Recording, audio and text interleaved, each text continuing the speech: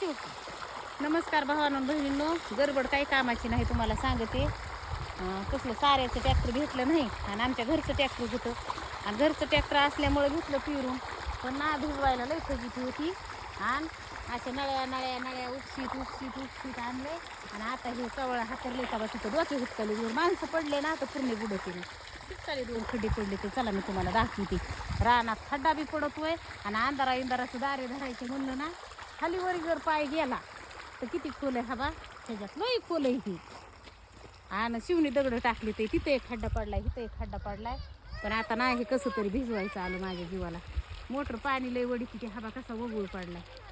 आणि मग काय होतंय सारे ते नाही ना काढले त्या अशा रानाला वगळी ते पडत्यात आणि मग नीटनाटकं भिजत नाही खालवर भिजत आहे. हे कसे दारे धरायचे त्याला सारे काढायला पाहिजे तर जरा दम धरायला पाहिजे.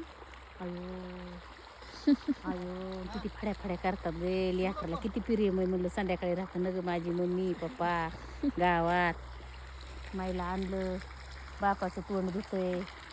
ते लय कामाचं विसरून गेलं ते सकाळच्या भन्ना.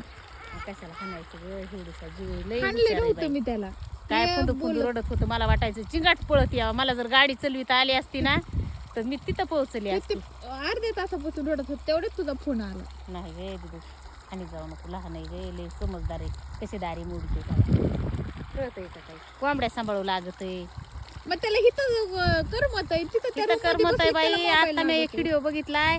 आता हिता जमतंय असं त्या डोक्याच्या वर काल जी मी सकाळी 10 वाजता मोटर चालू केली हो, त्याला ती तिथं रात्री बॅटरीच्या उजेडाने दारी सवय धरली. मोडायली ना तरी तिथली त्याला तिथं रडू येते नाही तर मोबाईल म्हणतोय मग मोबाईल. आता आणीन की आता झालं ते भिजवायचं झालं.